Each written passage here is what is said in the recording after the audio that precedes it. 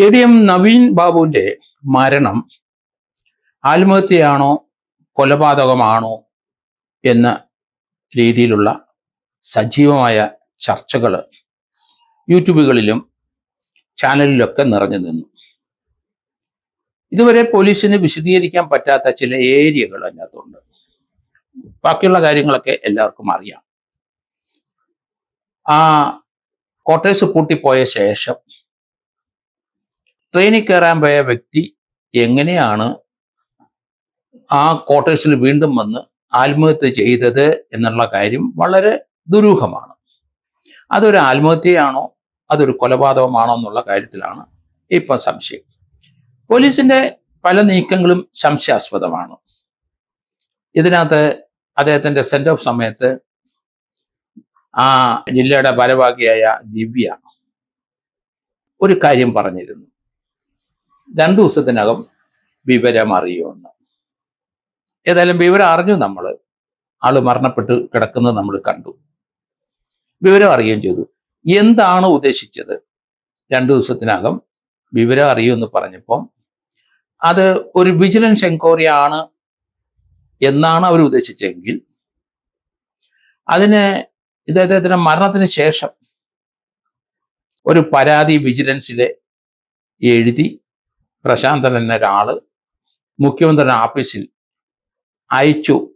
അത് AKG സെന്ററിൽ നിന്നാണ് എഴുതി കൊടുത്തതെന്നും അതിനകത്ത് പ്രശാന്തന്റെ ഒപ്പ് ഇവിടെ വെച്ച് ഒപ്പിട്ടപ്പം മാറിപ്പോയെന്നും അങ്ങനെ വ്യത്യസ്തമായ 2 ഒപ്പുകൾ നമ്മൾ കണ്ടു.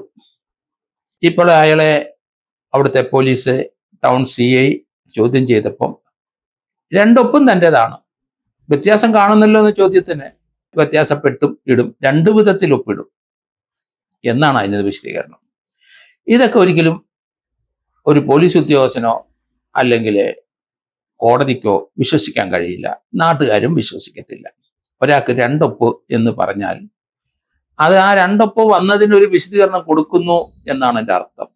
ആരാണ് 2ാമത്തെ ഒപ്പ് ഇട്ടത്? അത് തിരുവനന്തപുരത്ത് ആരോ ഒപ്പിട്ടിരിക്കുന്നു. അങ്ങനെ ഒരു പരാതി മുഖ്യമന്ത്രിയുടെ ഓഫീസിൽ കിട്ടി. പക്ഷേ മരിച്ച ശേഷമാണ് അത് അവിടെ കിട്ടിയിരിക്കുന്നത്. അതുകൊണ്ട് ആ ഡേറ്റിൽ അവിടെ വരവ് വെക്കാൻ പറ്റുള്ളൂ. പക്ഷേ ആ മരണത്തിന് മുമ്പ് ഈ പരാതി മുഖ്യമന്ത്രിയുടെ ഓഫീസിൽ എത്തുന്നതിന് മുമ്പ് അല്ലെങ്കിൽ വിജിലൻസ് ഡയറക്ടർ അവിടെ എത്തുന്നതിന് മുമ്പ് അല്ലെന്നുണ്ടെങ്കിൽ ഹോം ഡിപ്പാർട്ട്മെന്റിൽ എത്തുന്നതിന് മുമ്പ് ഒരു അന്വേഷണം കോഴിക്കോട് വിജിലൻസ് ഓഫീസിൽ നടന്നു. അതാണ് അന്വേഷിക്കേണ്ടത്. അത് ലോക്കൽ പോലീസ് ഇനി അന്വേഷിക്കുമെന്ന് അറിയില്ല.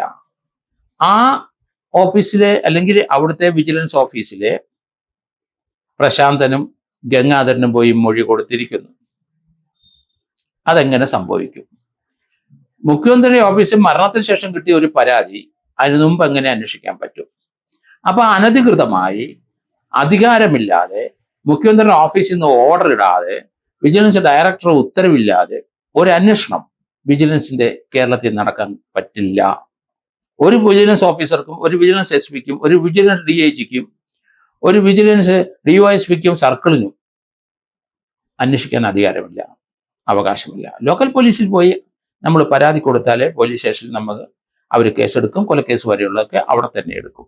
പക്ഷെ വിജിലൻസ് ആംഗിൾ കേസെടുക്കണമെങ്കിൽ അത് മുഖ്യമന്ത്രിയുടെ അല്ലെങ്കിൽ വിജിലൻസിന്റെ ചാർജുള്ള മന്ത്രിയുടെ ഒപ്പ് വേണം, അല്ലെന്നുണ്ടെങ്കിൽ ഓർഡർ വേണം, അല്ലെന്നുണ്ടെങ്കിൽ വിജിലൻസിലെ ഡയറക്ടറെ ഇൻസ്ട്രക്ഷൻ വേണം, അതുമല്ലെന്നുണ്ടെങ്കിൽ ഹോം സെക്രട്ടറിയുടെ വിജിലൻസിന്റെ ചാർജുള്ള ഹോം സെക്രട്ടറിയുടെ ഡയറക്ഷൻ അല്ലെങ്കിൽ ഉത്തരവ് വേണം. ഇതൊന്നും എന്തായാലും മരണത്തിന് മുമ്പ് അവിടെ ചെന്നില്ലെന്ന് നമുക്ക് എല്ലാവർക്കും അറിയാം.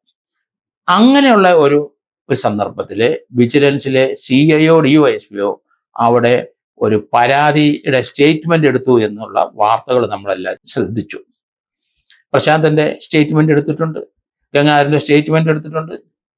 അപ്പൊ അധികാരമില്ലാത്ത ഒരു വിജിലൻസ് CIയും DYSP-യും അല്ലെങ്കിൽ അവരെ SP-യും കൂടെ ചേർന്ന് ഒരു സ്റ്റേറ്റ്മെന്റ് എടുത്തിട്ടുണ്ടെങ്കിൽ അത് തീർച്ചയായിട്ടും അതൊരു പെർഫങ്ചറി ഇൻവെസ്റ്റിഗേഷനാണ്, തെറ്റായ ഒരു അന്വേഷണമാണ്. അങ്ങനെ അന്വേഷണം നടത്താൻ അവർക്കാർക്കും അവകാശമില്ല, അധികാരമില്ല. അവിടെ ഈ മരണപ്പെട്ട ADM-നെ വിളിച്ചിട്ടുണ്ടോ വരുത്തിയിട്ടുണ്ടോ, സ്റ്റേറ്റ്മെന്റ് എടുത്തിട്ടുണ്ടോ, അതിനുശേഷമാണോ ഈ മരണം? ഇതേപ്പറ്റിയാണ് നമ്മൾ അന്വേഷിക്കേണ്ടത്, ചിന്തിക്കേണ്ടത്. പോലീസ് അതിന് കൃത്യമായി മറുപടി പറയണം. ക്ലാരിറ്റി വേണം അതിന്. മുഖ്യമന്ത്രിക്ക് അവിടെ പരാതി ലഭിച്ചിട്ടില്ല മരണത്തിന് മുമ്പ്. എങ്ങനെയെങ്കിൽ എന്തുകൊണ്ട് വിജിലൻസിലെ ഒരു ഓഫീസർ ഈ ഗംഗാധരന്റെയും ഈ പ്രശാന്തിന്റെയും മൊഴിയെടുക്കും, അല്ലെങ്കിൽ ദിവ്യയുടെ മൊഴിയെടുക്കും? അത് തന്നെയാണ് 2 ദിവസത്തിനകം വിവരം അറിയുമെന്ന് അവർ പറഞ്ഞത് എങ്കിൽ തീർച്ചയായിട്ടും ഇതിനകത്ത് ഫോൾ പ്ലേ ഉണ്ട്. ആ ഉദ്യോഗസ്ഥരെ, വിജിലൻസിലെ ഏത് ഉദ്യോഗസ്ഥരായാലും ശരി, ഏത് റാങ്ക് ആയാലും ശരി, മുഖ്യമന്ത്രി ഒപ്പിടാത്ത, ഹോം സെക്രട്ടറി ഒപ്പിടാത്ത, വിജിലൻസ് ഡയറക്ടർ അറിയാത്ത ഒരു അന്വേഷണം ഇവർ നടത്തിയിട്ടുണ്ടെങ്കിൽ അധികാരമില്ലാത്ത ആ അന്വേഷണത്തിന് ഉത്തരവാദി പോലീസ് ഉദ്യോഗസ്ഥര് ഈ മരണത്തിനകത്ത് തീർച്ചയായിട്ടും കാരണക്കാരാണ്. അവരും 120 ബിക്കകത്ത് കയറും എന്നാണ് എൻ്റെ അഭിപ്രായം.